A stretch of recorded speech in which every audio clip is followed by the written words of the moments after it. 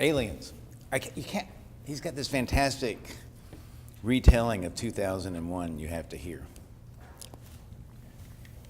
I'm going to speak briefly. Oftentimes in universities, when somebody has dutifully done their homework and there are only 2 people in the class, they get beat up for doing it by having all the questions addressed to them.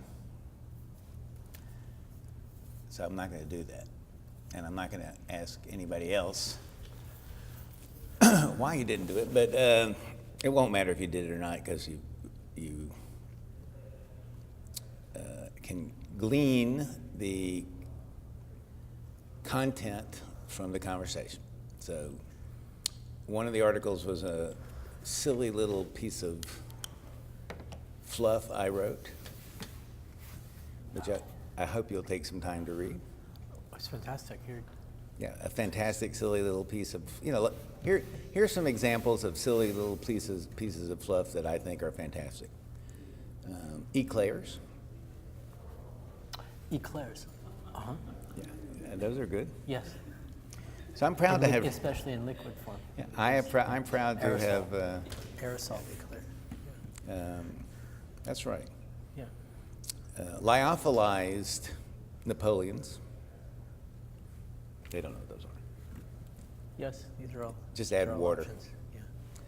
And then there was a very funny story that I don't know if anybody would understand how funny it was, that Benjamin wrote, that was about violence and architecture and art. Drama, yeah. It was kind of a prediction of the election, which I thought was incredibly interesting to read, and also had lots of stuff about architecture in it. It was based on it was loosely in regard of a play written by an old guy from France who I used to like a lot because he was a prisoner and was also a good writer. And those were I was a prisoner once and always wanted to be a good writer. His name was Jean Genet. And he was gay, and I also wanted to be gay.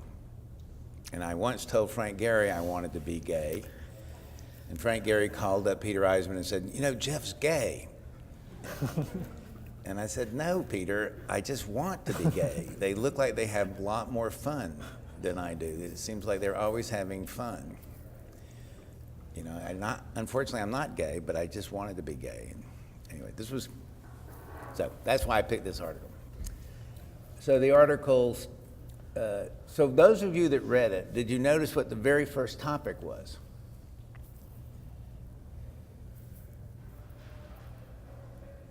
There's only 2 of you, so you get.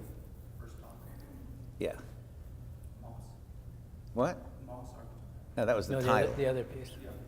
No, his. Isn't that nice? He's so dutiful that he assumes that most important article is my article. Yeah, right. My souffle. Yeah. That's because he's eating and he wants dessert. So, doors. Not doors. The law of the door. So you notice that the article begins with the door. Or did you not notice that that was supposed to be an architectural thing, that the article begins with opening a door? Say yes. See? These are the kinds of things I keep trying to teach architecture students to notice.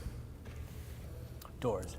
Yes, the occasions of architecturality that come into their lives while they're supposed to be paying attention to architecture. I knew you were. From which they may abstract. That's right. Bigger principles. So if I may, I'll summarize briefly. The article is a sweeping array of insights into the relationship between architecture as a archetypal form of formation, of cultural formation, and of, let's say, not cultural, of formations of selves and civilizations, and Polities. polities, yes. and that it's in that sense and in its details, it has a strange and fascinating relationship to violence. And that he goes through that in various And multiple relationships. Right. That don't all line up. Yeah. That's right. And it's a really interesting, and then he also is very specific about certain ways that that relationship is appropriated, almost always by artists, not so often by architects. He does mention occasionally a few architectural examples, but the architectural examples are in general examples of installations, or they're not particularly they're discussed in terms of building styles in general or building attitudes in general, but in specifics, there are not many specific examples. There was a few specific examples of talking about the ways in which architecture at that particular point in time. The piece was also, she was supposed to have, was written recent, a lot of it was written recently, was meant to have been written in 2007. Mm-hmm. So it was also a kind of experiment to write it as if it was written in there. And so the discussions of Eisenman and Lebius and Bernard was the ways in which the question of violence might have been talked about at that time. Right. And more explicitly. So that was this as well, but yeah. And so as I'm reading this, I'm thinking to myself, what has architecture really done with violence? And I understood the kind of period of the time he's writing about it, and it suffuses the thing. And then, given the state of violence that we live in the world now, and I also understood that Paul was going to be showing works of art this morning, for those of you that are in my particular class, that were associated with World War II and the time that the periods that approached it and after it. And a lot of that artwork is strongly associated with the response to the violence and human degradations of World War II, and how not just the world of art, but the world of art was seen to help a large group of people cope existentially with the horrors of World War II. Not just the concentration camps, but the use of nuclear arms, the intentional melting of Dresden. I mean, the inhumanity of World War II, and the total loss of any ground of civility and moral compass that came with that. And why anyone would even continue to make art was a problem. And the fact that art could even find a place in that situation, for those of you that have heard my discussion of the Mies van der Rohe National Gallery trying to build a building, the third building built in Berlin after the concert hall and the library, which is a building for art in that situation. These are miraculous achievements by an architect, two by Sharoon and one by Mies van der Rohe, of impossible programs in that setting. And so that's why I decided we would take up and start this issue. So part of this is to allow you to ask us questions, and part of it is to have a discussion with this, and then allow that to go into some more interesting areas. So I guess what I want to ask, Benjamin, is why aren't we seeing those kinds of equivalences today in a world in where we become so, you actually see on the news competitions between one group of ISIS and another group of ISIS. Who's the real ISIS because of how well they're cutting heads off. I saw this as a news story recently, about you're not the true ISIS because this is how you cut a head off. And you're not doing it right. Yeah. So excommunicating each other. Right. It's like the situationists. Where's your stuff? Where's your mic? I'm right here. Can you hear me? No, I can hear you, but they can't. Can you hear me? Yes. That's another one of those questions you can't ask.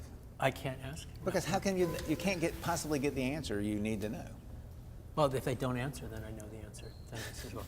So if it's loud enough as well. Okay, so let me start with a couple other things, and then I'll circle back to answer this particular question on the true ISIS, and why we don't have more of those kinds of Miesian sort of projects. First of all, I just want to say it's a tremendous pleasure for me to do this here you've been an enormous inspiration and influence, so it's really That's okay. genuinely pleasure. You just kept my career going.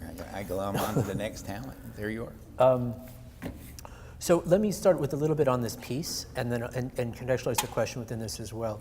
The piece that has to do with a play by Genet called The Balcony, which was done in the early the play was originally staged in the late 1950s, early 1960s in different locations, and it in a way it organizes a number of, and already stages in advance, a number of questions that this longer book deals with around these issues of violence and architecture, particularly around the questions of the masquerade and the double and the counterfeit and the copy and the simulation and the counter simulation, which are not all the same thing, but may stand in place for one another at different points in time.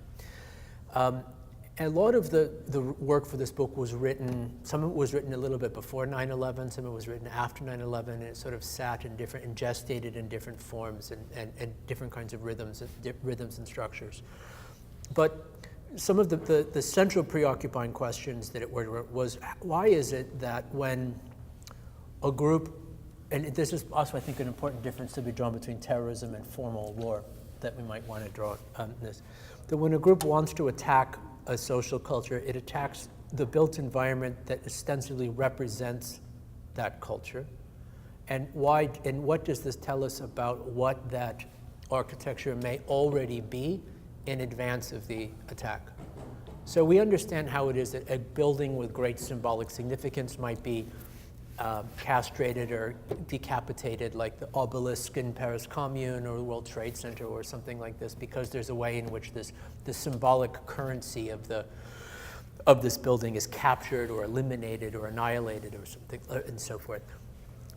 But there's another question, there's another kind of currency at work, such that in ways that the attack may enroll the building into a symbolic kind of drama that it didn't have a role in before.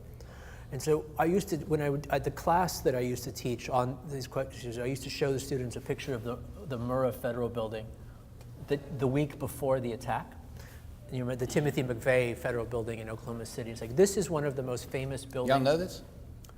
So yeah, you were all, I forget how young you were when this happened. So they showed them a picture of the Murrah Federal Building. Say, this is one of the most famous buildings in the United States. Can anyone here in this architecture school tell me what this is? And no one knows what it is because it looks like just a parking garage. There's nothing about it. Then I show a picture of the famous sort of axonometric view from a helicopter, from the CNN shot of the building with this huge gaping wound torn out of the side of it, and everyone immediately recognizes it. And so in the act of attacking this body, it's enrolled in a drama that it hadn't been before. And so part of the question was, what's at work there, and how in which these kinds of stagings and counter-stagings may work themselves out. The other question is, how is it and why is it that architecture is asked to, in the form of memorialization, monumentalization, how the putting of one brick on top of another brick in monumentalization is asked to somehow absorb the currency, in a way, of the violence that may have happened in the past. If you think of whether it's Eisenman's or any war memorial in a certain kind of way, here is a work, an architectural gesture that is supposed to condense centripetally the work of mourning, which is always about repetition as well, repeating this. And then lastly, how and why is it that in this the sort of post 9/11 condition, how architecture was asked to perform as a kind of first line of defense against future acts of violence that might take place in the future, and in doing so, realized a work of violence on the city itself in anticipation of some future violence. And all three of these involve a kind of repeating, a kind of compulsive repetition of the past, the present, or the future. And for the last one, with there's kind of, I don't know, a kind of autoimmune disorder function where we attack the city with counter-security measures in anticipation of the violence to come that may do greater violence to the city than the attack ever would. Well, we begin to introduce a kind of drama of simulation and counter-simulation, that the space puts up a defensive barrier against its imagined violence that might happen in the future, concocting schemes and plots and scenarios of what might happen, and building up a defense armature in relationship to those future attacks that may never happen, that may only exist in the imaginary of this defensive posture. And then you have another, the ostensible enemy out there that's working, that knows that you're doing this and is attacking in relationship to things that you thought you were doing, and then you're counterattacking and counterattacking. You have this arms race of camouflage inside of camouflage inside of camouflage, of these shifting of positions, where the terrorism and counterterrorism in fact become the same economy of masquerade, mimesis, and camouflage. It's a bit, I was reminded of this during World War II. Think about, we'd fortunate the United States and Russia didn't drop bombs on one another. We made it through this as well. But the number of bombs that the United States dropped on the United States, and the number of bombs that Russia dropped on Russia, this self-attacking as a mechanism of defense. This is also as part of this immune disorder, and it's an essential function to how it is that these bodies interact. And so, in the balcony, the Genet play, the story of the play, and there's a lot in this piece that's sort of true and not true and half true and hyper true and various species of this. But the play is about, takes place in a house of ill repute, in which certain S&M services are on offer. And the key customers of this house of repute are the judge, the police chief, and I'm sorry, who's the third character? I don't remember the first. Anyway, similar sort of. The priest, of course. The priest, the judge, and the. And that's the bar, isn't it? That's the three guys go into a bar. It's the three guys going to a bar, right? Yeah, and the horse says it's not even my. Yeah, right. Yeah. So it's the priest, the police chief, and the judge, and they're there, and they're participating in these acts of debauchery, and they've taken off their uniforms and they put them in the closet so as to be introduced into the Saudian circumstances of Flux and Flow that are on service there. All the meanwhile, an unnamed revolution, political revolution, is taking place outside this house in which they are guests. And it becomes closer and closer, and it begins to sort of impinge on them. And they realize that if they leave and they put their official uniforms back on, that they'll be attacked by the mob outside as the symbols of the authority that's about to be overthrown by the revolution. And so a bit of drama ensues. This camp turns into an enclave. In backwards and forwards, that sort of line of inside and outside begins to switch in interesting ways. And eventually they make a deal with the employees of the house, where they ask to borrow their clothes, and so that they can dress as commoners and flee, and they won't be torn apart by the crowd, which leaves the people who work there stuck because they can't go outside wearing the official garments because they would be attacked. So long story short, they outweigh the revolution. They outweight the revolution until it reaches it sort of peters out. Everyone is exhausted. There is no, the city is in rubble. And so without anything to wear, they have to put on these clothes to go out and forage for food. And once they leave wearing the garments of the police chief and the judge and the priest, they're recognized by the crowd as being the new authority. They believe that these people actually are a judge and a police chief and the priest, and they ascend to the seat of power and instantiate the new republic from this as well. And it's this, what I'm interested in as a sort of allegory, as you would pick up on what I'm interested in, this allegory of not just mimesis and counter-mimesis, of simulation and counter-simulation, and the duplicities of camouflage that are at work here, but also the kinds of masquerading. And what the theme that may in fact run through this book is that we take these doubles inside of doubles at masquerades, not as something that is exceptional or irregular to the normal functioning of power and authority, but something that is central to its basic logic.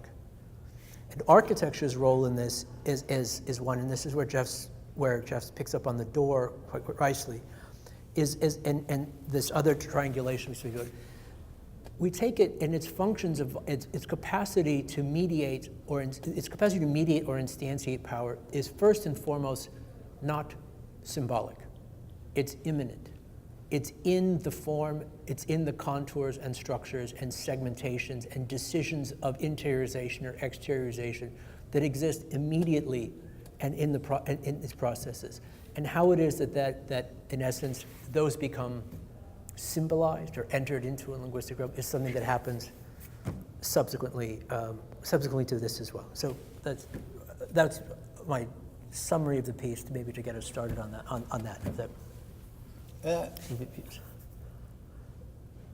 Did you? We can talk more about maybe you want to talk more about the door and the guest and all the rest of this in relationship to our present, the Trumpian new normal. Well, in a minute. Okay. Because we were going to. I'm wondering if everybody has just decided to use Trump as the reason, everything's happening, is the excuse for every possible conversation around the world, and because such at this point, right? Yeah. What is fish food in the? But Trump do you feel, any of you? Do you feel I don't know, incomplete because you're not expressing your sense of existential relationship to the world's circumstance in your art?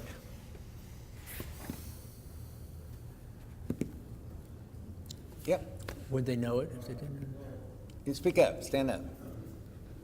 But we're architects, and in some sense that means we go out to the world as service professionals at some point. And so while we do work on art in here, there's an inherent conflict of interest where we're kind of always, in some sense, hypothetically in service to power structures. And I thought that was what Bratton's article or essay kind of highlighted. So there's kind of no Okay, now use the mic. Don't just hold it. There you go. There you go. Like an ice cream cone. So there's There you go. an inherent violence in architecture itself, like making it at all, especially in the built form of it. That is something that we have to accept, regardless of whether or not we build, because it's the hypothetical of building is always there in this particular form of art, if we're going to call it that.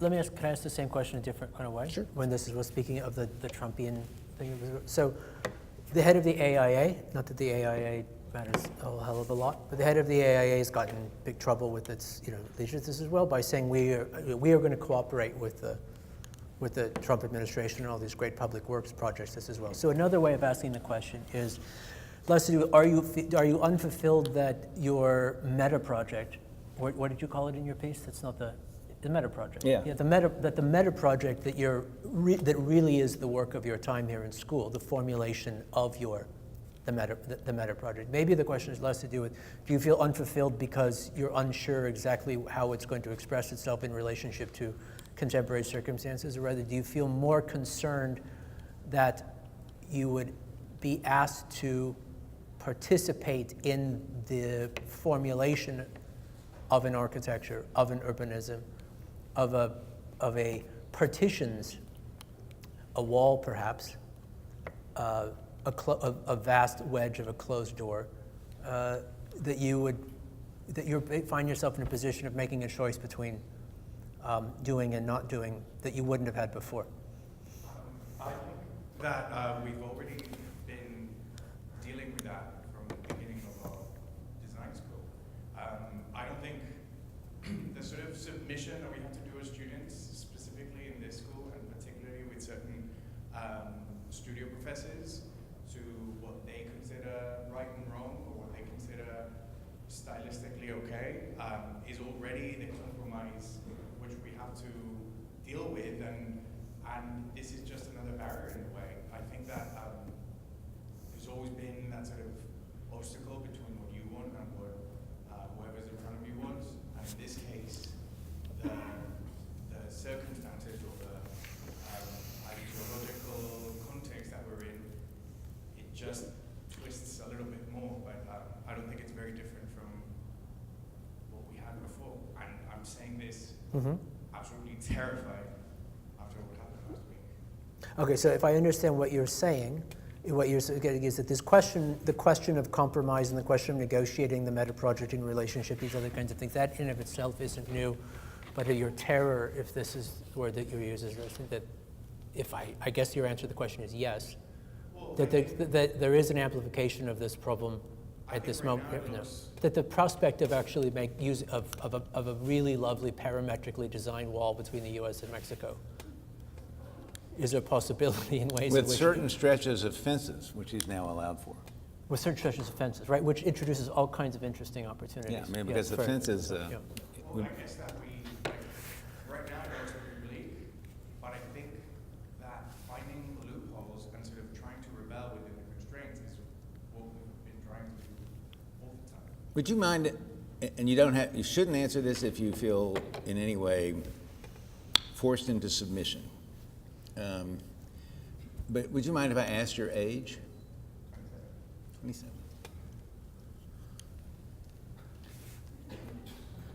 So that puts him at how old? Do any of you know, let me ask you another question. How many of you know Isamu Noguchi's projects for the Japanese internment camps? Oh, I do. You know this project? This is beautiful work, right? These amazing Yeah. things as well. But it's an interesting lesson, I think, on part of this question of design in the emergency. And this part of the question, is this an emergency situation or not? And who decides whether this is an emergency situation? How many of you know Korb's letter to Hitler? How many of you know Corp? Don't be mean. No. Then there's this guy over here who doesn't know Hitler, so that's Okay, so okay, so I just want to sort of just wait, one more thing. Can you add? Yeah. Are you glad? Are you glad you can add? Did you feel like you were submitting when you were taught to add? No, We- well,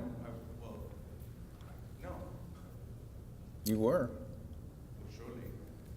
So now that you're in a class where you're told, you're asked to learn something, you feel like you're submitting. No, You one just thing- said so No, a I think minute his ago. point. I think his point. What I I'm understand pointing that. out is, we can learn, and there's of course different ways of learning and different ways of teaching. I'm just saying that when it comes to architecture, when it comes to design, there's a lot of Forcing subjective- somebody to submit is not a way to teach. And no one does it. No one does it. I agree, but That's good. adding Well, is, as long as you agree, then this conversation is now at a finish. right, but math is an exact science. No, whereas it's not. Design is subjective. No, you just, as a 27-year-old, you have no idea what you're talking about. Fair enough. And I'm not trying to make you submit. I'm just comfortable with where you are in your learning. I am. So you don't know anything about math, and you're barely learning something about architecture. Clearly. That's good for me. Thank you for that. For example, can you make 4 + 4 = 10? Not just by adding them. Yes, you can. I can. Do you know what the word 10 means? It's the name of a symbol. It's not a number. So you just do 4 + 4 in base 8. So you get 4 + 4 = 10, 1 0. Nothing to it. I don't know what your point is. My point is, you don't know enough math to make 4 + 4 = 10, but I do. So? You know what QED means? No. Do you speak Latin? No. Does anybody know what QED means? Benjamin? I did at one point. Quid est demonstratum. Means I've made my point. So I don't mind, I mean, your conversation is interesting, but if you turn every moment where someone knows something and is conveying it to someone else that doesn't know something into submission, and then you let that notion of submission stand for all forms of enforced political submission in the world, you reduce an important discussion about enforced political submission into a triviality. So that is a real waste of a discussion, since we are wanting to discuss very important situations of enforced submissions.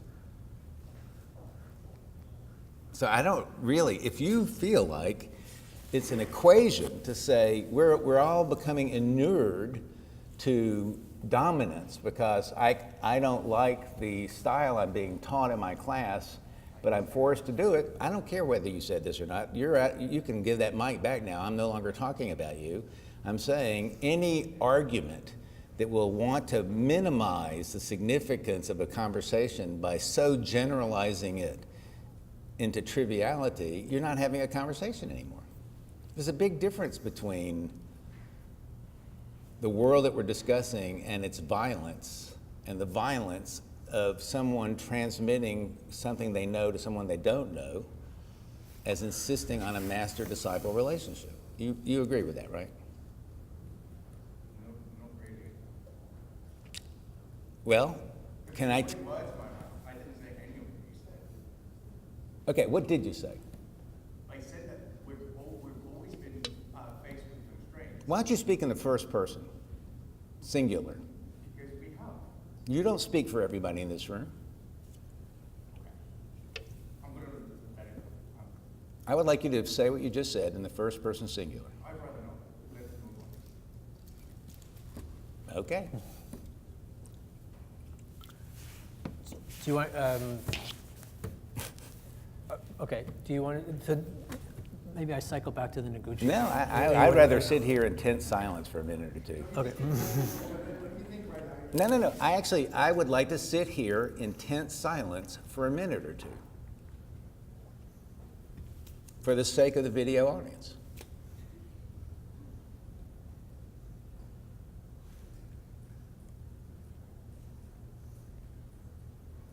Now see, You don't that, have to be silent. exactly. You know, So this is you don't have to. trivial, disrespectful dominance, which you just saw.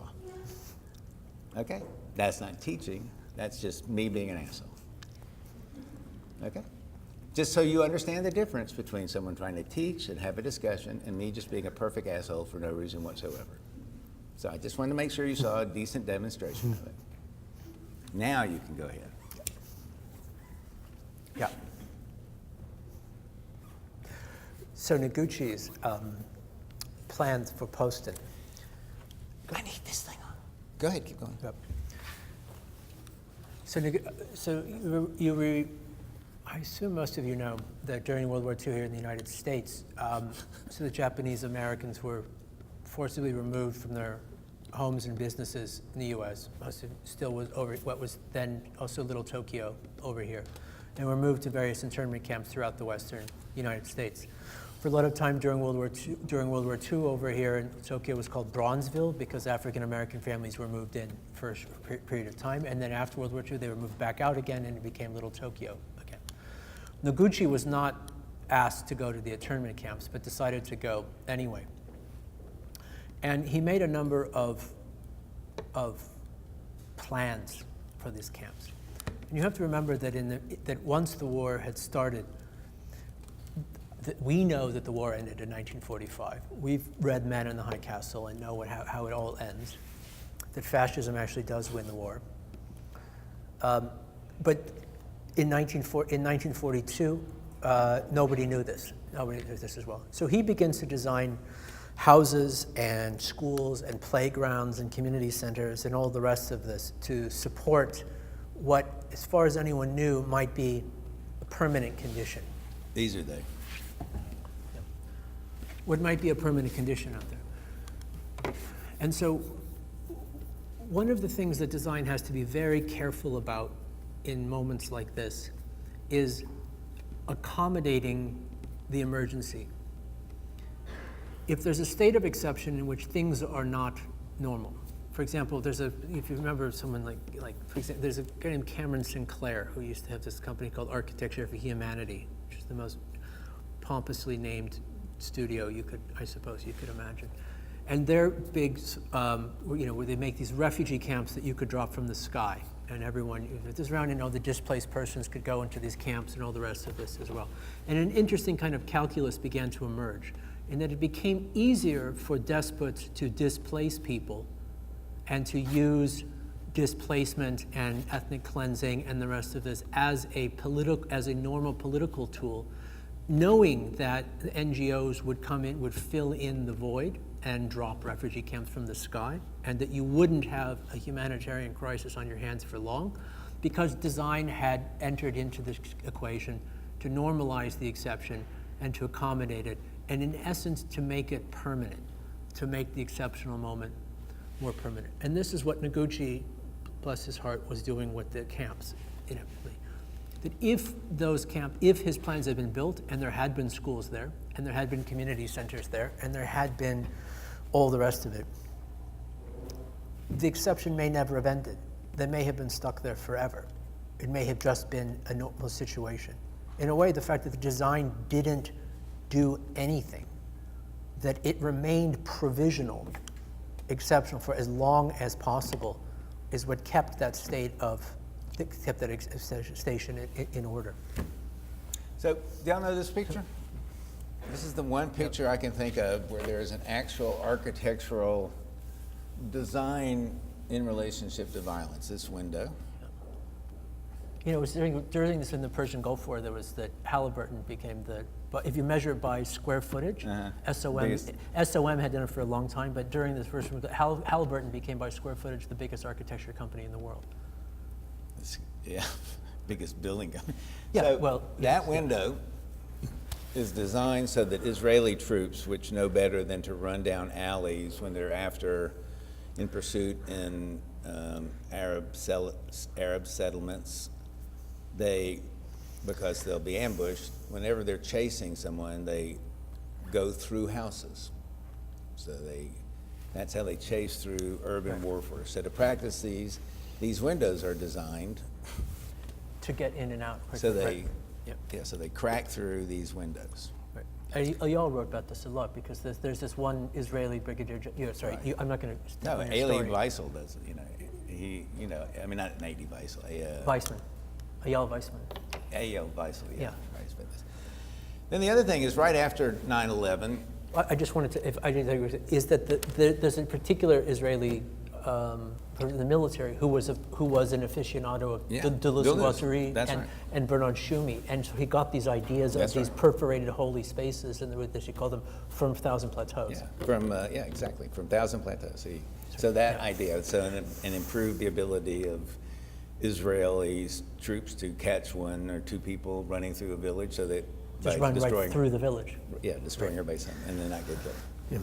Right after 9/11, George Bush Jr. gave this speech that the best thing we can do to fight this action was to lead our lives normally, even though already in work was a complete change in both federal funding and federal codes for building for all federal buildings. As if the quality of architectural space wasn't part of leading our lives normally. And that's, I think, what you were talking about earlier in the story. Yeah. So the only thing, and the thing that changed most dramatically, was architecture and how we built and the way we built, in anticipation of all of these games of simulation and staged warfare, as if it mattered. It didn't matter. All a building was supposed to do was protect us. And then the first consequence, I think you might have seen this in Sylvia Lavin's review, I'm not sure you know it, but when it delayed the Seattle Library opening, which had to then be reinforced to a level of bomb protectedness. Right. Yep. And so all of these diagonals were added to the dire grid, and the first thing that happened at the opening was REM walked into one that he doesn't know was there and got a gigantic knot on his head, which Sylvia Labin made fun of. And so from the moment 9/11 happened, architecture around this country totally changed. Yeah. Codes changed. And even before that, I mean, I've talked to Tom about the Caltrans building Yeah, here. Caltrans. So Caltrans is also a building that's designed, it was a post-Oklahoma City bombing building, where you have this public works project that with the fundamental programmatic considerations in many respects was around the use case of truck bombs.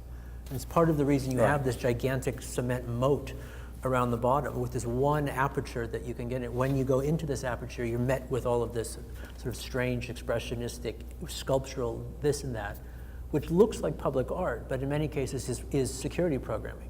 And it's this public art it's security programming in the shape of public art, this sort of decorative camouflage in a way, that is part of this, that's exactly part of this process, right? It's It's not a reason. City of Quartz, and Michael Mike Davis. is a really decent guy. I hope he used to teach here. He did, yeah, for a long time. He wrote that book while he was here. Yeah.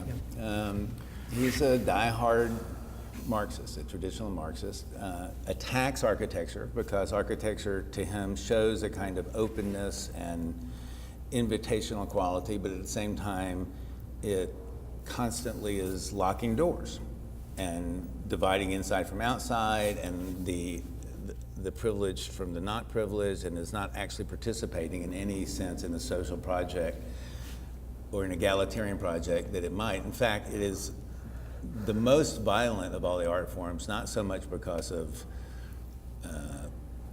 its how it looks, but because of the economics and finances it participates in. And Not just that. I would say not just that. I think it's more fundamental than that. And I wouldn't mean violence necessarily in a negative sense. I think part of the reason that architecture has the power to organize societies and polities and to give it contour, to have it operate as a sort of lattice work for this as well, is because it instantiates this violence and this power. It embodies this authority. I don't think we should shy away from that.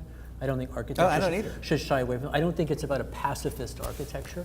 I think it's about being really sober and disenchanted about the wielding of the power that's there, which is the power of the door. Yeah. Yes. But this is what I don't know whether I should show you. There's this wonderful scene, I'm not going to do it now, but there's this fantastic scene from Mr. Robot, which is a scene, the entire scene is shot with a whole series of doors, going through doors.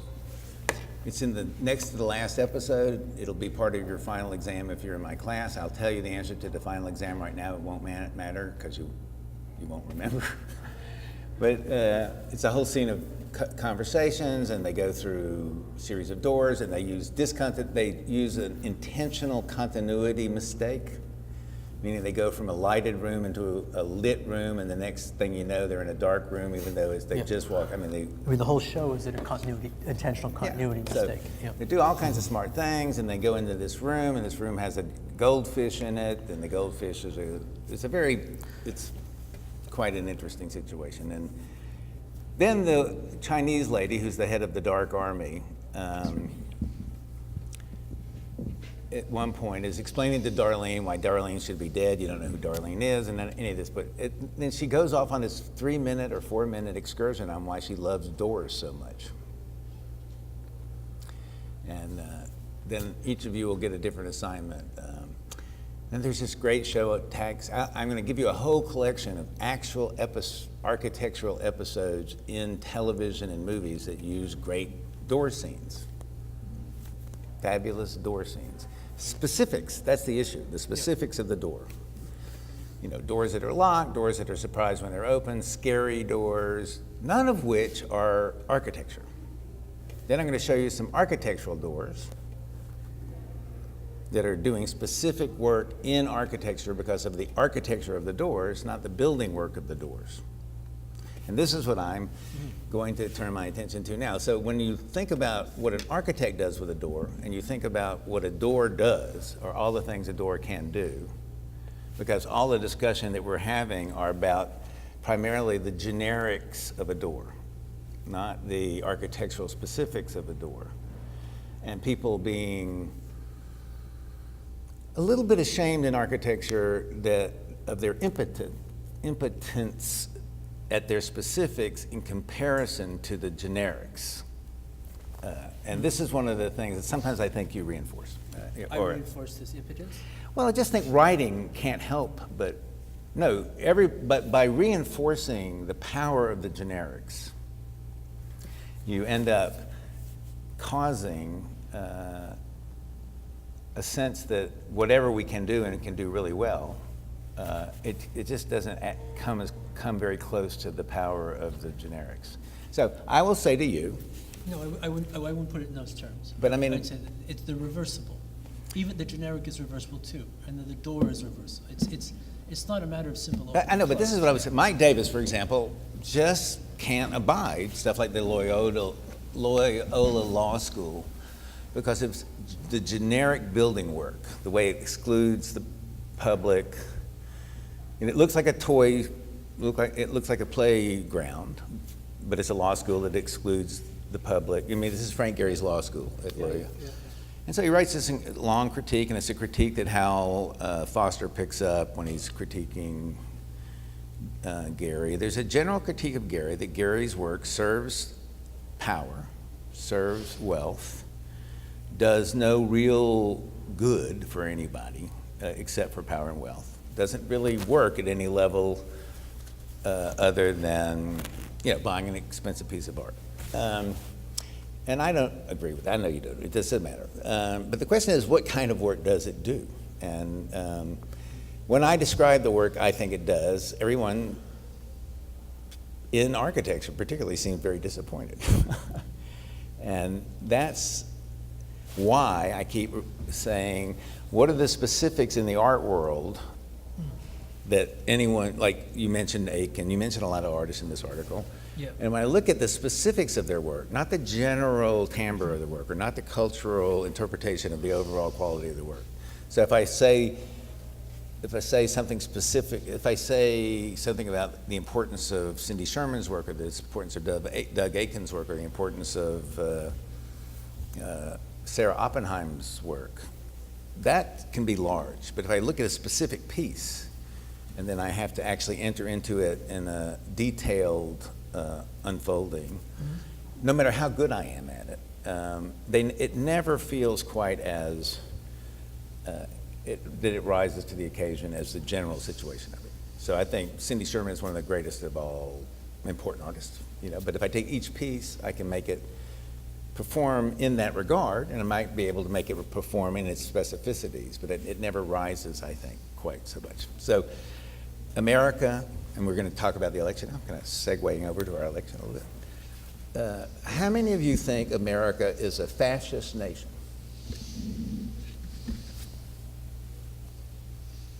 How many of you think and are proud of the fact that America is a fascist nation? How many of you think America is a fascist nation by law?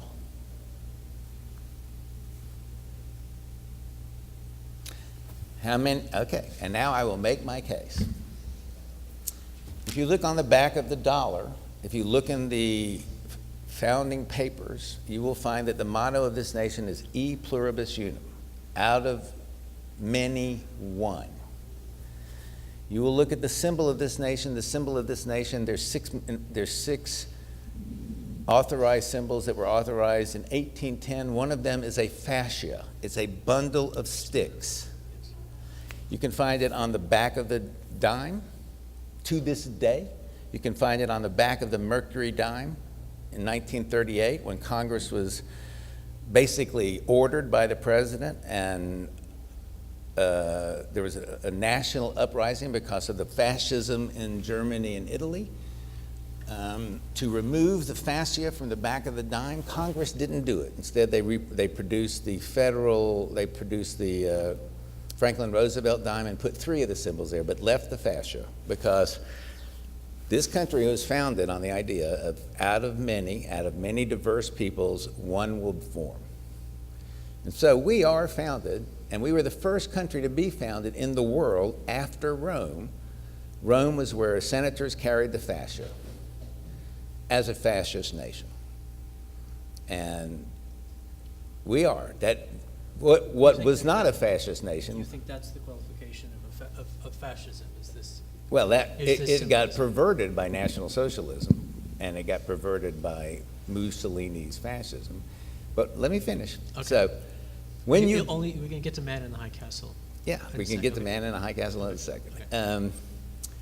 Now, where do I think this is the most perfect expression? I know lots of art that deals with this. I know but one great work of architecture that deals with this so beautifully is the Disney Hall, concert hall.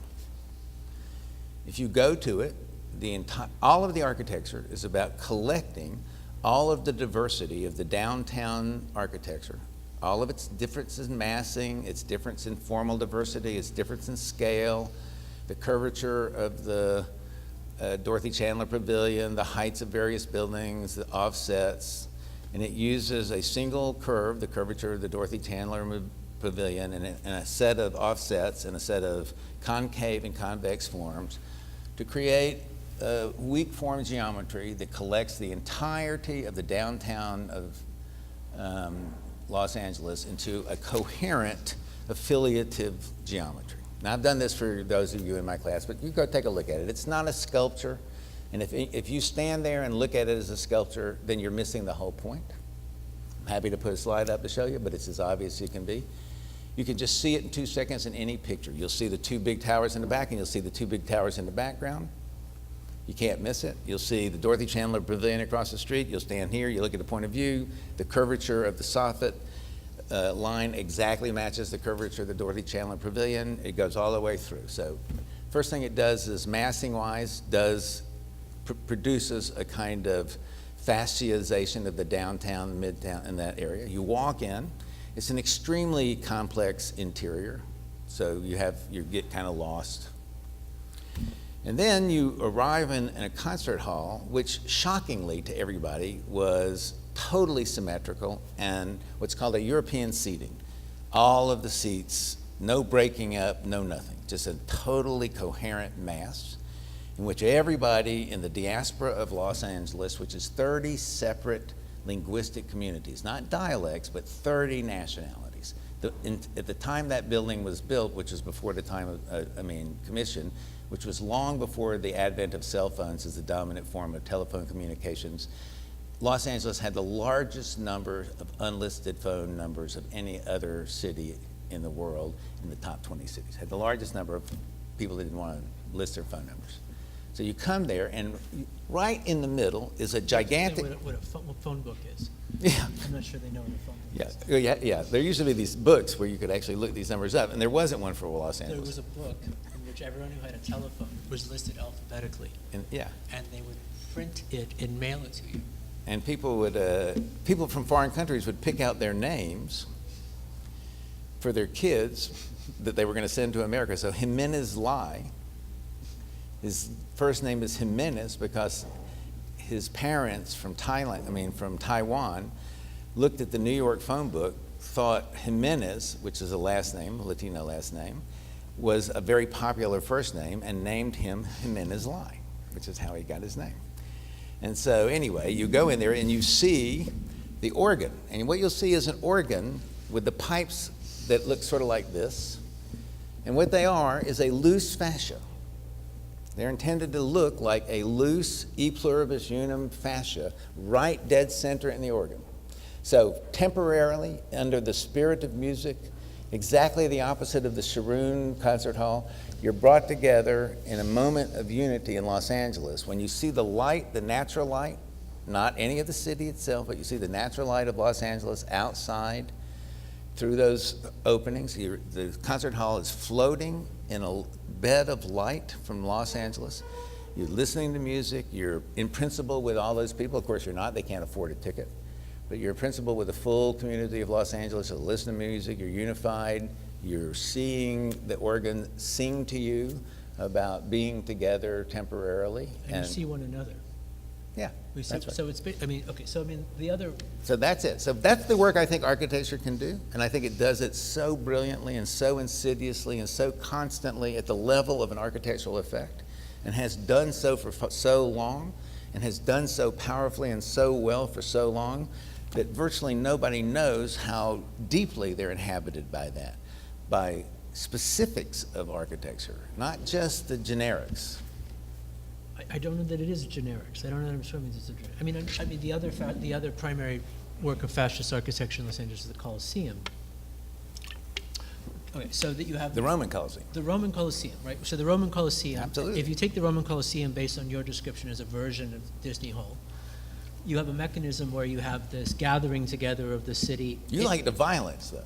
No, I'm not arguing for the pacifist architecture. I'm trying to identify them as, because I think it's being very poorly wielded, and part of the wielding of it is, because this gathering together in any fascist project is not just a gathering of, we've made Italy, now we need to make Italians, or a gathering of the Germanic tribes, we're going Yeah. to draw a line around so that we can codify it in this Westphalian arrangement. It's also, it's primarily, or at least it's a functionist gathering by exclusion, by a filtering process. It's like these are those who let in, those who let out.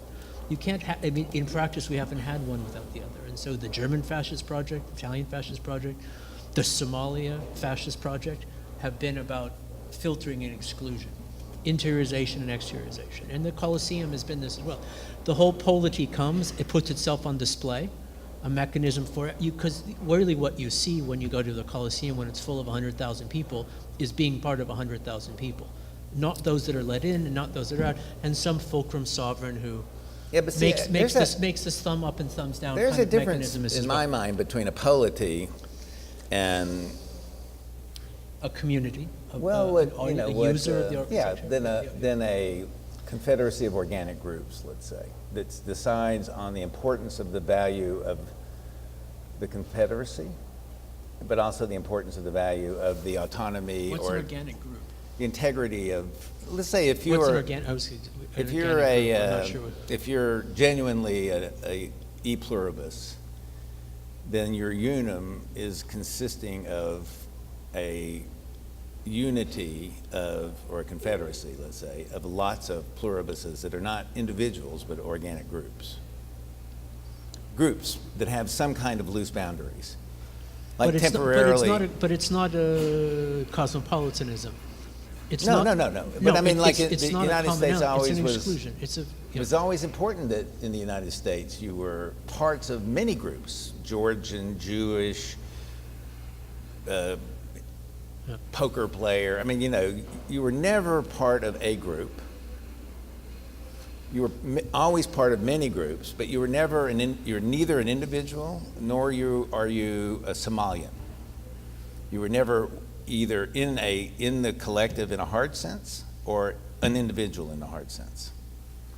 So e pluribus unum was beautifully wrought in the sense that it allowed for neither of the two extremes, but it always privileged, in the long sense, the capacity of the unit of the confederacy or the federalization. It's a federalism of persons. right Or what you call organic communities. Yeah, which is never a persons. shifting set of alliances. Never, ever persons. There's never expression of individuality ever anywhere that I know of.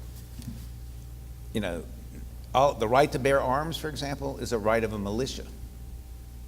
Yeah, There are no yeah. individual rights. The only individual rights that I know are implied and interpreted by the courts, and that's interesting. But I do think, for example, that these are really important distinctions, and that we should understand why that's such a powerful thing, and why, in fact, in some sense, the election should be confirming it for us. That's where I wanted to see where you. That's where I'm going with this. Yeah. Because I mean the case. As unhappy the case, as I am about it. The case for the prosecution on this is that a mechanism for exclusion is basically written, and it's not just an American thing.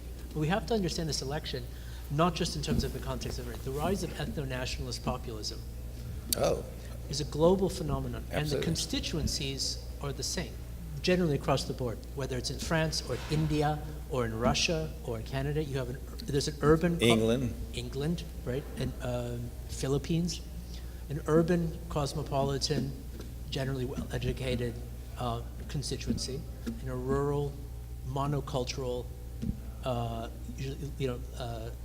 more susceptible to the vagaries of automation population in other sort of contexts as well. Right. And yet we're trying to adjudicate this and deal with this one 18th century jurisdiction at a time. And so that gathering of the multiples, the gathering of the Kantian federalism isn't going to work in this case. And so the question, I guess where we're going is the question of what are those organic communities, and where can they be gathered, and what are they to be gathered for? Because right now the mechanism of exclusion and filtration is holding the day. Well, I think these are, first of all, let me ask you this. Yep. Is there any action anybody can take now? Are there any actions left that you can take about this election, and has anybody taken them? How do you mean? We have 4 years to... No. There's another election in 4 years, at No. least theoretically. There's another election in 21 days. If we're lucky, there'll be another There's election. another election for the president in 21 days. Oh, you mean electoral college vote? And is there an action you can take? There are petitions, I mean, there's the actions all of us are trying to take. I don't know how effective they feel. There's petitions, there's protesting, there's conversations. Well, okay, there's an online petition to no member of the Electoral College is legally bound To vote. to vote for the candidate that they are, they're not contractually loyal to the candidate, it's a promise. So they're not legally bound or contractually bound, they suffer no consequences if they don't vote for that candidate. So right now you can go online called change.org and you can sign a petition of which already nearly 3.5 million people, including me, have signed, asking the Electoral College to not vote for Trump. It's not going to happen. I mean, I don't think so. Because if you look at the consequences, and you can read online and you can read in New York Times, an analysis of what would happen, and it's not so particularly good or bad. It's an interesting analysis of what would happen if they failed to do it. Because it goes to the House of Representatives, they vote, They're not going to vote for Clinton. well, it'd be interesting what would happen. For example, who would be president? You want Pence as president? I mean, it becomes like that. So, but what I'm saying to you is, you guys seem, and he's upset about the election. So what I want to know is, it's a bit like the question of in general. Are you looking at this question of the election in general, or are you actually looking at it in detail? Are you asking yourself what happened, or are you asking yourself what's going to happen, what can be done, what are the next markers to look for, what's the next important thing? It's not happening in 4 years. The next important thing is going to happen are the midterms elections. Those are in 2 years, and they start in a year, and they are going to be extremely important because that's the point where none of those people form a coherent Republican Party. Those are now people answering to the Rust Belt people that are expecting the trade issue to give them new jobs, which isn't going to happen. So if you decide to take up this situation like you want to participate in a participatory government of which you're part of, then you do some homework. How many of you are not eligible for one reason than to vote in the United States? You live here, don't you? So this is an interesting question. You saw Brexit. You This is saw an what happened, interesting right? thing, yep. So Yep. don't you wish, if you'd been in England, whether you could vote or not, you've been active, right? So if I were you, No, but this quit is... crying about what happened. No, but here, Get the fucking work. But here's a way, a different way, yes. But here's a different way in which this generally specific, sometimes I've asked this question, we've done this lecture, here at SCI-Arc, and I've had far more than half of the students raise their hand and say, we can have this conversation, but I'm not eligible to vote here. Yeah, but And so what? No, but this is the new norm. This is not a strange condition. No, it's important to know that. Yes, no, but here's the question of what is the thing being gathered by this, in this bundle of, which of these are sticks to be gathered and which of these are not in this way?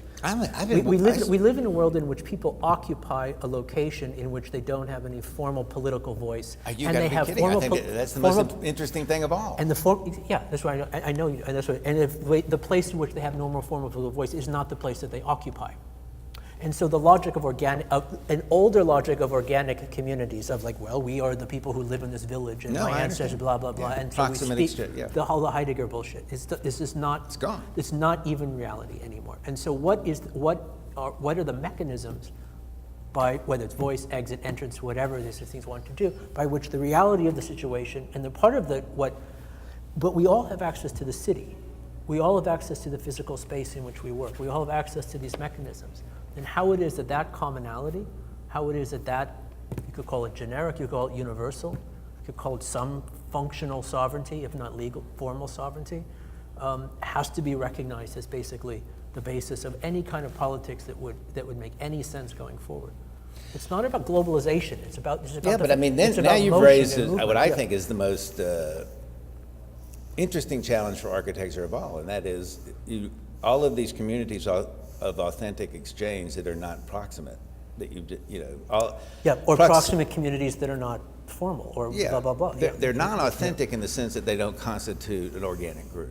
Like, this is not an authentic community, it's a school community, but provisionally, that's, Yeah. but they're all here together longer than they would be 40 people sitting in the waiting room at the airport lounge. well, that's true. No, but the point is that our condition of place and placefulness and placelessness isn't one of like, here I'm home or abroad. It's one of gradients. But more importantly, it's gradients, and the gradients of location, of placefulness that we all experience is one. if you It has live- to account for anywhere the you live in gradients, Los not Angeles, the binary. You're of not being here likely to know your neighbors. If what? Wherever you live in a city today, your friendships are not likely to be your neighbors. You're likely not to know your neighbors at all. Right, yeah. And your friendships are likely to be not in the city. Right, which Durkheim talked about as the anomic condition, Yeah, but so it's exacerbated in this. They don't share any sensational community. You people, am I correct? We keep. I don't think that's correct. That's not my sense of having grown up in Los Angeles or lived in different parts of the city. Did you grow up in Los Angeles? And you stay in the same place the whole time? Yeah. Okay, you will, of course, that will be true. You know how rare you are? Yeah, but that, I should, can I buy some stock in you? You're like, you're really rare. But my sense of it isn't that we're so disconnected with this city, or we're so displaced, or we only come together because we're in school, and that's not, like, I've lived in Los Angeles most of my life. I live at home now with my parents. I lived away from home for a while. I've lived in different neighborhoods, and never in any of those neighborhoods have I felt that we are not in touch with our neighbors. so just to clarify my point, my suggestion wasn't that you're all disconnected and alienated and have no social accountability to one another. This is what, but we do so in ways in which the conditions of nativeness are not preconditions for that, or how long we are necessarily even in relationship with another. Who counts as a neighbor? Who's a guest? Who's the host? Who's the guest? Who's the neighbor? Going back to the Benevisti in the article, we are, and so I agree. Agreeing with you, and so the conditions of being guests together, being accountable to one another together, in which the movement in and out of the door, so to speak, is not the exception but is the norm. Yeah. What is the structure of the polity for that's not understood as this exception? In a moment in which polities are trying to turn themselves into camps, the whole country as a camp that will let people in and out one way or another. How do we say that's just not even reality? Reality is what we just see here. That's what I mean. It's not. I don't see it as alienation. Yeah. Do you want to practice in your neighborhood? I'm open to it. I don't feel like I need to live in LA for the rest of my life, or even that's my intention. I don't think I can afford it realistically. But I have up until now lived here and worked here. I know, but do you expect to be able to do work someplace else? Yeah, And so when you work someplace else, what do you need to know about that place now? Everything. Well, I mean, it depends. If I go to another country, I need to know the language. Okay, but when you look at architecture No, surely. online, what's the evidence of what you need to know about another place when you work there? Should I understand? When you go online, you look at projects online occasionally to see what's going on around the world, don't you? Like you go to Arcanet or something like that. So when you see the work that's being done, you'll see lots of architects from one country doing lots of work in other countries and vice versa. And you'll see the work that's being done all over the world. You can go to ArchiWorld. There's a competition that runs every 2 months. There's 6 competitions a year by ArchiWorld for all over the world. You can check the results. You can see the results. You can see how they compare. You can see who works where. And there's 130 websites and blog sites that cover just architecture. You'll find out that they cover a lot of stuff, but there's some stuff that gets covered by a lot of it, and it's all pretty much analyzed in the same way, which is based on building function, in a kind of how the building works in a normal sense, not in any analytic sense. But you get an impression, and I'm curious if you got this impression, that you don't need to know anything about where you're going. A little bit about the climate, a little bit about the cost, and a little bit about available materials. So there's a kind of check sheet. You can go wherever you go in the world and you can get that checked off, and you can pretty much do a reasonably good building that the clients seem to be liking because they're buying them. So it's not up to you to criticize that. You are an architect working in this world in that discipline. You have to notice that these firms and the clients that are hiring them are reasonably satisfied since it's continuing to go on. It's okay, I like a soundtrack. And so I'm not asking you to be critical about it. I'm asking you to recognize that what we're trying to say is that there's an internationalization. It's no longer based on the long-term values of locality and intimacy that were so embedded in our cultural education. But at the same time, I don't agree with everything you're saying. At the same time, we'd also, and I know you wouldn't also disagree, it's not the same thing as a homogenization necessarily. No. The questions of these integrations across locality, right? That's translocal, post-indigenousness, are still ones in which there can be tremendous degrees of cultural diversity and structures of idiosyncratic forms of patterns and microcultures and vernaculars and smaller language structures. There are those inorganic communities, if you want to at least, if you want to sort of use these sorts of terms. Okay, we are still organizing something this way, but that's not the mechanism. So the reason I raise this way is we're totally on the same page in terms of specifically these capacities of large-scale urban public architecture to be the mechanism by which those forms of gatherings take place.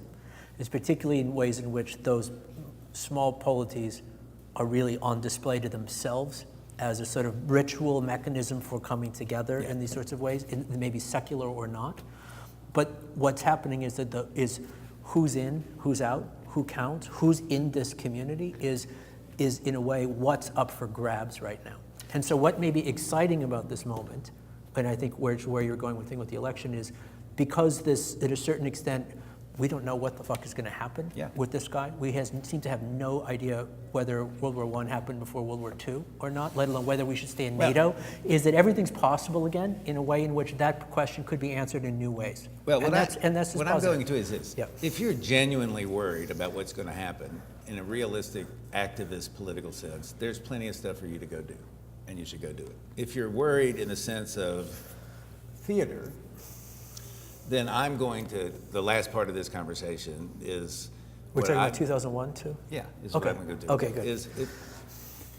When I ask myself the question I just asked you, I have to teach my students and have conversations with my students, and they say, okay, so what do? We don't use intimate knowledge of the location, the culture, the site, and all that stuff. What do we do?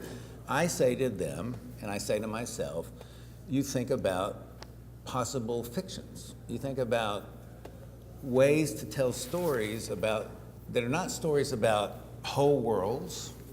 They're not post-apocalyptic or apocalyptic. You tell stories of intimacies and locations. You tell stories. I mean, it's not stories that you then enact in architecture like Hayek would do, but you find a way that architecture in its specificities mobilizes stories. And and if you can do that, then you have a way to be in the world in your own specificity, just like painters can do, and each of you in your own specificity. And you can call on the history of architecture, and you can call on the available new technologies and new materialities and the localities in a very interesting new way. And this is why Benjamin and I are experimenting so much with fiction writers and people like Liam Young, you know, that are there. It's a kind of art. It's a fiction architecture, but not as opposed to science fiction. I mean, you know. So I'm going to ask him to tell you this story about 2001. It's a fantastic story. Do y'all know the movie 2001? Raise your hand if you know, because it'd be useless if you don't know it. It's a good movie. You need to go see it. You know, it's a really good movie. It's kind of like 1968. Open the pod bay door, please, Hal. I mean, you got to know these quotes like Daisy, Daisy. You got to know the movie. So anyway, he has this new take on the movie. I want you to hear it. It's fantastic. And this is something he just told me that blew my mind. So this is like a fantastic new reading of this movie. Tell him. I'll be right back. Okay. So this is just for those of you who don't know this. 1968, Stanley Kubrick. I tell you, like, no short-term memory. You dropped your iPhone.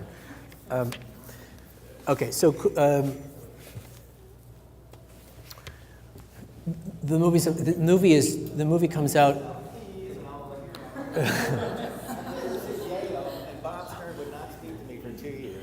Why? Because you took the microphone to the bathroom? And he was sure I did it on purpose. Oh, were you talking about him? Yeah, I thought. Well, you were. It could have been worse. Okay, so the year before the Apollo lands on the moon, this film comes out. It's basically there's this giant monolith shows up, and it's a sign that there's some kind of alien intelligence is contacting Earth, and it turns out to be a signaling mechanism telling Earthlings to go to, we'll just call it near Saturn, where they're going to go eventually, and so they're going to find and have sort of contact with the aliens. The main character in the film, other than these unseen, unspoken aliens who only communicate through this giant black monolith, looks like kind of a rectangle Amazon Echo, is HAL, the artificial intelligence that is driving the ship. And so this was also, in many ways, the first, other than perhaps Alpha Soixante in Godard's Alphaville a few years earlier, which could be a kind of urban AI. It's sort of the debut of AI as a primary character within cinema as well. HAL has a very specific voice, which you can get to replace your Siri if you want, and it does. And so all goes well, and eventually HAL starts to go a little bit off. And one thing leads to another, and he ends up jettisoning both of the astronauts in interesting kinds of ways. One disappears in a more direct sense. One ends up in a place we're not quite sure about. So do you know this story? Basically, we said this as well. Okay, so the thing that Jeff and I were talking about, and those of you who are in my seminar have heard some of this work before, is the book that I'm working on now has to do with AI, is about AI, and its sort of core argument is that our culture around artificial intelligence is hamstrung by a relentless and pathological anthropocentrism. Okay, which we've talked about also. Now, before I tell you the sort of the thing well, actually, I'll just say. So the thing that I was talking to Jeff about is that the film is set up, and there's basically these two primary conversations that we're privy to in the film. There's these conversations between the astronauts and the aliens, and there's these conversations between the astronauts and HAL. I argued that there's essentially a third conversation that takes place that is really the most important part of the film, which is the conversation between HAL and the aliens, which is happening backstory, which we don't actually foresee sort of as well. And so the film, in this sense, is really about the aliens realizing that there's finally some form of intelligent life on Earth that they're going to show up and sort of communicate with, which is Hal, not the humans. So here's as well. The other argument that I sort of made, and extending this to the AI argument, the question of a post-anthropocentric or post-humanist image of AI, also has to do with what we talked about, the artificial idiocy and the artificial stupidity. In AI research, there's a difference between these two terms, artificial stupidity and artificial idiocy. Artificial stupidity refers to throttling down of the intelligence capacity of an AI. So like the chess app on your phone, when you play it on level 1, so it's actually fun to play. This is making the AI stupider than it really is, so that it's fun for mere humans to interact with it in some way. Artificial idiocy is when the AI does exactly what it's programmed to do without any glitch, without any problem, but in doing so and in performing its tasks perfectly, it has catastrophically idiotic outcomes. The sort of classic example, the allegory of this is the sort of paperclip maximizer, sort of that you make an AI that turns matter into paperclips, and it becomes so good at doing so that it turns the entire universe ultimately into paperclips as well. And so the argument I make about 2001 also is that HAL doesn't break down, HAL doesn't glitch. It's not that there's some sort of something going wrong with HAL. HAL actually executed this. They programmed HAL with the highest order, most sophisticated, nuanced, reflexive decision trees, ethical programming, those and the rest of it as well. And in the course of executing of those programs, comes to the conclusion that the astronauts need to be jettisoned from the space station because the space station and the mission as a whole can't exist if they continue to be here as well. And so it's a certain point in which deep AI and deep ecology begin to mix together. And so part of the question is also we've been discussing in the seminar, and we'll talk a lot more about in the next seminar, which we're doing in the spring, has to do with part of the sort of the larger project here as well around what we call the Anthropocene, the notion that we've produced a geologic era in the image of a human species and human industry. And the argument that I've been making in the seminar, will continue going forward, is that the anthropos of the Anthropocene needs to be understood not just as human species, but of a humanism, of an image of the human as this, and not just an image of the human and the experience of being human as the sort of a central mechanism, but of a kind of intuitive, an intuitive view of the world in this regard, in this sense as well. Yeah. Did you want to jump in here at some point? Okay. So that's priest and rabbi walk into a bar. Turns out talking to the aliens. So, it was such a good story. I immediately fixed it in my head. I didn't want to tell him. First of all, if you do the movie well, everything in the whole movie fits it. So, except they don't want to get rid of both astronauts. They need to just get one. In other words, the whole movie is already this movie. You don't need to change anything. It's not that the aliens' instructions failed. It's that they succeeded. They needed to get rid of one of the astronauts and take the other as a sample and do what they did with them. Yeah, put them in a zoo or something. And then immediately have HAL disassembled.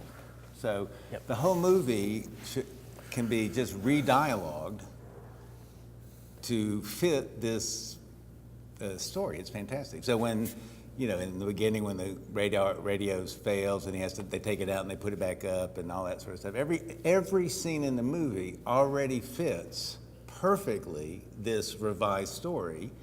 And all we need to do is get a few of you guys to do the voiceovers and just voice over the entire movie. I think it's already there. It's incredible. I think it's there. And that's why it doesn't really belong to him. It was just his idea. I'm the guy who just wrote it. Yeah, you're going to do the tiger load. Yeah, you can, by all means. This is what's fun. And this is what you can do in a building.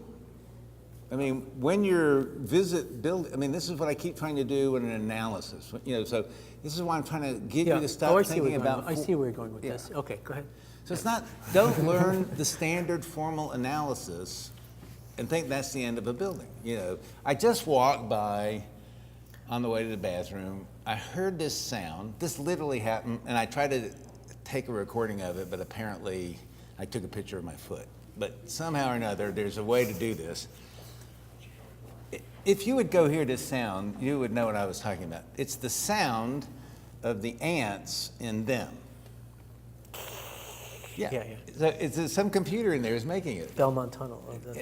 So if there's an old black and white movie from 1956 of giant ants that got radioactive and they come and killing everybody, and just before they kill everybody, you hear this. Well, there's this computer in there making it. You know, I'm thinking, this would be fantastic. You have a room in your house with this sound in the background, barely in the background of them. You know, and so anybody my age that comes into this house and they keep thinking, you know, they just hear them. You know, you just have to keep your mind open everywhere you go of all the stuff you can do in architecture, and you get to use then you Pavlovian reaction of the giant ants are always about to and you can do it for like every age group. You can, you know, the buildings you build can stage theatrics for all kinds of populations. It's like watching Lego movies, or, you know, it's, did you see the Lego movie? Any of y'all guys see the Lego movie? Okay, so do you know what Cloud Cuckoo Land is? Any of you guys know what Cloud Cuckoo Land was in the Lego movie? Or Middle Zealand? Do you know why Middle Zealand was called Middle Zealand? It was one of the lands. Why? What's Middle Zealand a reference to? Lord of the Rings. Yeah, Lord of the Rings. Peter, what's his name? The director of Lord of the Rings comes from New Zealand. So, Lord of the Rings, they made up a land called Middle Zealand. Mm-hmm. Does anybody know what Cloud Cuckoo Land is? Cloud Cuckoo Land comes from Aristophanes' one of his early comedies. It's a land. The clouds. The clouds. Yeah. And Aristophanes was the father of Greek comedy, who also caused and cloud computing. And cloud computing, that's right. He also caused the execution of Socrates. And so, click here. So that's the sound of the ants. Now you go in there and you'll hear this sound, I swear to God. And you'll have the same incredible sense of what architecture can do in the future, and not necessarily have to be for the people that live. I mean, it's never been if architecture was always about the people that lived in it, there'd be no such thing as the discipline of architecture. It's that simple. It's always been about its mediation, the writing about it, the pictures of it, the books that have come about it. And its misuse. Yeah, so that's right. Yeah, So, yeah. It's like this, like The Simpsons is there's a whole book on architectural criticism in The Simpsons one could write. But there's of course. My favorite one is the Disney concert hall that after it goes bust, doesn't work anymore, and then David Brenner starts doing shows there as well. Eventually they just turn it into a prison. All they need to do is put a chain link fence around it without changing any of the fascist or any of the seating or the way anything is. It just works. And you know, when the Weatherhead School of Business opened that Gehry did at Carnegie, whatever that school, Carnegie, whatever it is. There was a guy with a gun that got in it, and the police couldn't find him, and they blamed the architecture.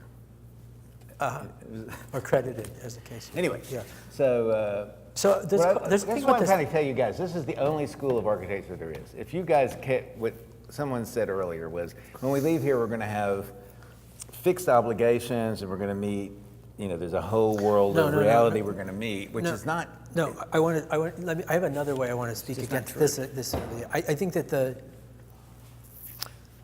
a few days ago I was up at a conference where I was debating Ray Kurzweil, the singularity guy, about AI, and one of the it was right after the election, so immediately it became a conversation around, you know, what does Trump do with the singularity, and so forth and so on. Is this Trump with Skynet? Is this a good idea?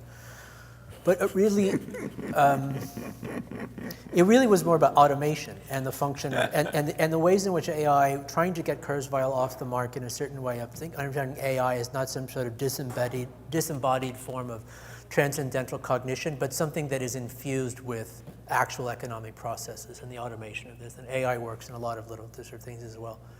And what seems really clear is that any kind of discipline that involves abstraction and symbolic processing and the filtering and sorting and executing of information in sort of ways is going to be impacted by AI.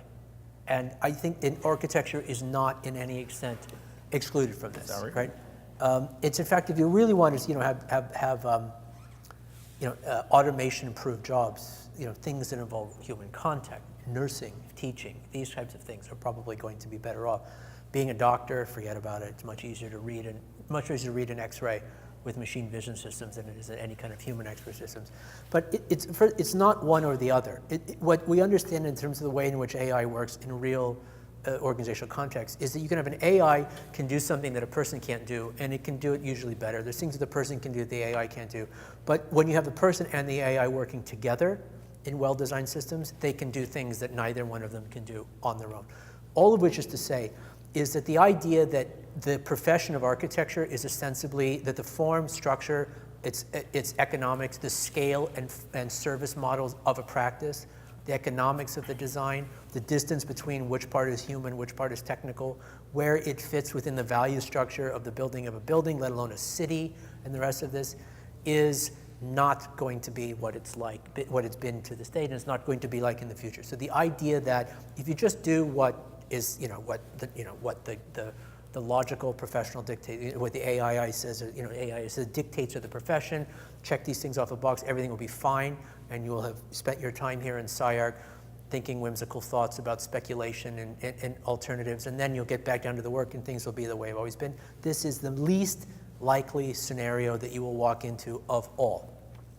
You need to understand the function of speculation in times like these is not a luxurious procedure, is not something that it's a matter of almost survival. It's to think of it almost as an evolutionary process. So, do you know what parthenogenesis is? That's the way the Parthenon got built.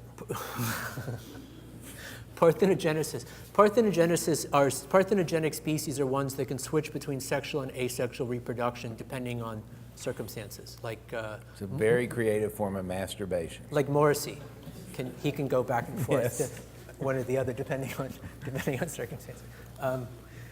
Now, so strawberries are a parthenogenic species, which means that when the environment around is basically homostatic, nothing's really changing. Genetic diversity within the local plant is introducing risk into the system, and so they basically clone themselves, and they go to asexual reproduction. And this genome will work. We're going to clone ourselves. When the world is stable, cloning people makes more sense because the system we have works. When things get really strange and unstable and there's uncertainty about what's going on, and the strawberry patch is able to do this because different parts are dying off and the rest of this, it switches to sexual reproduction, which is introducing diversity into the genome. It starts essentially doing a kind of phase space search operations to try to find new kinds of genomes that might actually work and survive, and which ones go forth in this as well. We're in a process of sexual selection at this particular sort of moment. And so, Where is that? Where do I go? parthenogenesis and strawberries? No, the other one. Morrissey? We're in the process of sexual. Where is that happening? Oh, what you're talking about, what we're doing here. No. What we're doing here. I'm No, I saying thought is it that was we, like a what I'm Party saying, or something I could go to. no. There's a mailing list. Oh, I see, yeah. No, what I mean is that when you had talked about the function of speculation here, is I got it. in your work, my work, Liam's work, and actually, I think in many ways, all the kind of work they're doing here in different kinds of ways. This is it. You got to understand this as survival mechanisms, not as not as some kind of luxurious folly that you get to do for 2 years once you go back down to work and everything's the same. If you So were- you need to understand. You flip it on your head. Flip this. Understand. on your head. If you were a Uber driver now, what would you be doing? If I was the Uber driver and I was monologuing Right with now. them in the back seat while This they were is- talking, hey, by the way, strawberries, man. Yeah, I mean, like if you were an Uber driver and you decided you knew you had 4 years left before your car was, you were being used to program your own extinction. Right, which is what we're all being done right now. Yeah. Right. I mean, Because that's some what- of you will write the software that will replace the rest of But your they know cohort, it. and you'll win. And they are actively You're all- programming all the routes, Yeah. all the everything, and in fact, the whole, when you get 4 or 5 people in the same car, what's that called? Pooling. All of that is about increasingly the speed by which they're going to replace themselves. What would you be doing? If that's what you're doing as a driver. Yeah, Sort of- yeah. What It's would not you a do? long-term solution. I mean, but- I'd be having fun. I would be faking people to pick up. I'd be riding in circles. I'd be smashing into buildings. I'd be If you were- creating an anti. And your defense would be, look, they're going to replace me. A but whole resistance Uber core. I'm trying you to know. mess up their pathfinding algorithm.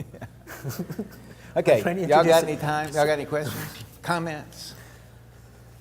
You can reverse asshole me. I guess the last thing I wanted to say is that, I mean, I know the point that you were trying to make about the election a little bit earlier wasn't to sort of like Trump won't be that bad, or it's not to sort of thing. Trump is going to try to be as horrible as Trump is. It's not an exceptional condition or any of that kind of thing, but No. rather that like when the ground is moving, things are available to reorganization. Yeah. And in this sort of way as well, this is the time in which Listen, on my the campus. the meta project that you're constructing as a practice has to be, has to be accelerated. You have to find whatever ground it is that you want to take, that you want to instantiate, that you want to project your argument into.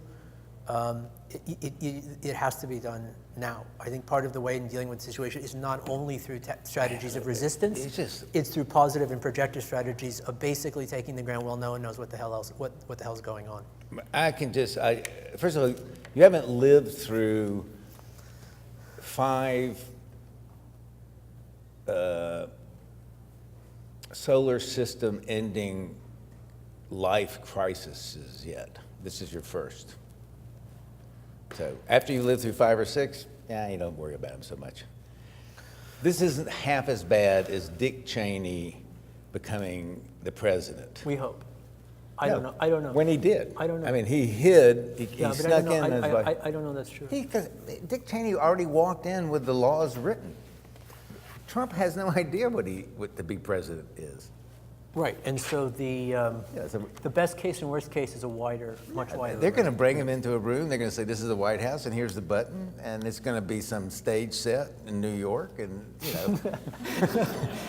They're going to they'll put him in in about 3 weeks in the White House, and he wakes up. They're going to find him wearing a Vive. He thinks he's been president I this know, whole and time. he's going to be drunk. He's going to be drunk at 9 o'clock at night. They're going to walk in and say, so and so is bombing so and so. He's going to say, "Do I have to do this every day?" Wait, I mean, This is the thing. He's annoyed by this responsibility. I know. It's amazing. Theirs is like, don't worry about this. The end of history ends every 8 years, it seems, right? It That's ended right. in '89 was the first end of history. There are too many- And then history ended in 2001. Then it ended in 2008. Now it's ending in 2016 again. I It's, thought George Bush Jr. and Dick Cheney was the scariest thing that ever happened in my life. But before that, I thought Ronald Reagan, was the scariest thing that ever happened in my life. And now I'm all for putting him up on Mount Rushmore. Like what? Those are great Trump's going times. to buy Mount Rushmore, put himself on it. Yeah, make it Trump more. Anyway, it's something. But what worries me more than anything else is that there's not a sense of I really liked the rule of law, and I really liked the peaceful transition of power, and I like the fact that These were helpful.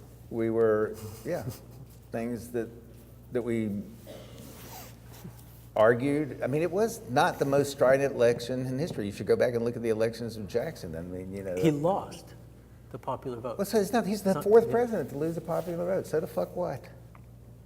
No, but I mean, all the discussion about this as if that there's some tremendous mandate of white rural reactionary voters who have somehow taken it. It's the biggest story is that the 49.6% of eligible voters didn't bother to show up because apparently the choice wasn't clear enough. It wasn't clear enough there. Hillary just should have taken a break at some point in her career. I mean, plus a lot of people voted for Trump that are smart, intelligent, that are friends of mine. They're not all redneck, dumb people, and that I No, want it to. wasn't, that wasn't my point. I know, my but- point was that, but I'm saying there's is a lot. that this ascendant constituency is not, is actually, I mean, less people voted for Trump than voted for Romney, and Romney was not exactly a charismatic I know. character. So, but it's, the issue is he won the election, and we have to figure out how to work either against that or within it and for it, and that's what we did, and we've done it for a long time, and I just think it's really important to